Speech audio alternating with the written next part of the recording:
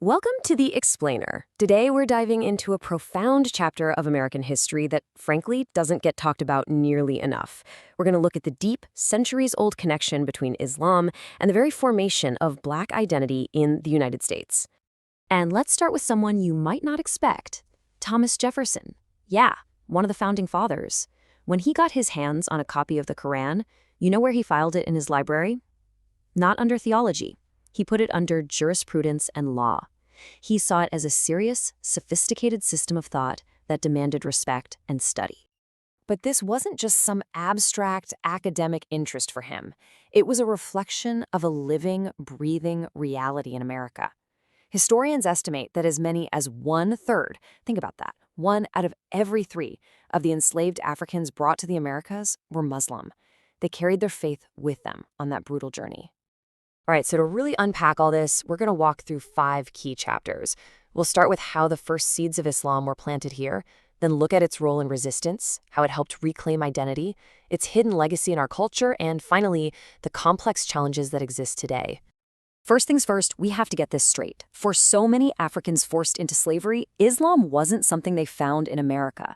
It was something they brought with them. It was a core part of the advanced civilizations they were stolen from. I mean, just look at this timeline. Islam had been thriving in West Africa for almost 700 years before the first slave ships even showed up in the New World. Its influence was so powerful that colonial powers like Spain actually tried to ban the import of Muslim slaves because they were afraid. They knew these people were organized, educated, and would inspire rebellion. So you have to erase any image of these individuals as blank slates. Absolutely not. We're talking about scholars, traders, judges, and soldiers. They came from highly organized societies where things like literacy and Islamic law were just central to everyday life. They were ripped from a world of order and meaning and thrown into complete chaos. And right there, in the face of that unimaginable dehumanization, their faith became more than just a source of comfort. It became a powerful weapon of resistance. Now, resistance doesn't always look like an armed uprising. A lot of the time, it was these quiet, persistent acts of pure defiance, praying in secret, fasting during Ramadan when no one was looking, reciting the Qur'an from memory. These were all ways of holding on to a piece of yourself that the system was trying to destroy. You even had people like Omar bin Said who wrote their entire life stories in Arabic, preserving their identity against all odds. But make no mistake, it wasn't always silent. Enslaved Muslims, many with military experience from back home, organized and led armed revolts. And they had a huge strategic advantage: Arabic. It was basically a secret code, a language for planning and coordinating that their captors couldn't understand at all. And this organized defiance actually built new realities. I mean, get this. On an island off the coast of Georgia, a group of escaped Muslims, led by a man named Bilal Muhammad, built their own fortified town. They created their own free community and successfully defended it from militia attacks. It shows how their faith was an organizing principle for survival and freedom. All this physical resistance, though, was really built on something much deeper. It was rooted in the internal struggle, the battle for your own identity in a system designed to erase you completely.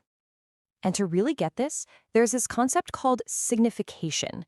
It sounds academic, but it's actually pretty simple. The idea is this: whoever has the power to name you has the power to define your reality. So the whole system of slavery was based on this, what we call oppressive signification.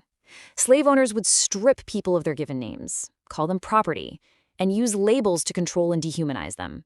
But in response, enslaved Muslims practiced self-signification. By holding on to their Islamic names, their laws, their beliefs, they were essentially saying, no, you don't get to define me, I define me. And this is the absolute core of it. This wasn't about trying to get their captors to see them as human. No, their faith gave them something much more powerful: a spiritual sovereignty that no chains could ever touch. They knew they belonged to a global civilization, a framework of justice and knowledge that was infinitely bigger and more real than the brutal little system trying to crush them. So what happens to all this resistance, this powerful sense of self? Well, it didn't just vanish. It echoed down through the generations, embedding itself in Black American culture in ways we can literally still hear and see today. This timeline here, it just connects all the dots perfectly. You can draw a straight, unbroken line from the quiet defiance of a man like Omar ibn Said in 1831, all the way to the massive black empowerment movements of the 20th century, like the Moorish Science Temple, the Nation of Islam, and of course the powerful voice of Malcolm X. And this legacy is literally in the music. It's in the DNA of the American soundscape. You listen closely to the early blues, to those field hollers. Many scholars have pointed out how the melodies and the call and response style are strikingly similar to the Islamic call to prayer, the azan. And get this, the banjo, maybe the most quintessentially American instrument, it traces its roots directly back to West Africa, to instruments played by Muslim musicians.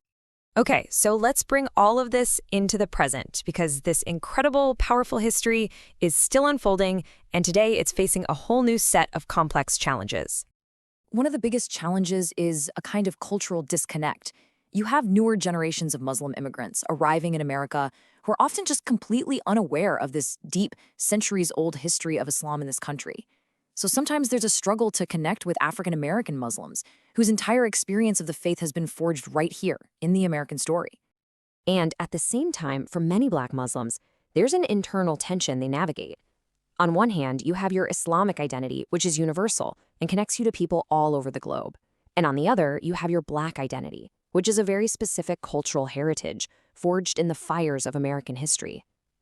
Balancing those two powerful forces is a constant, ongoing conversation. Which brings us to the final big question.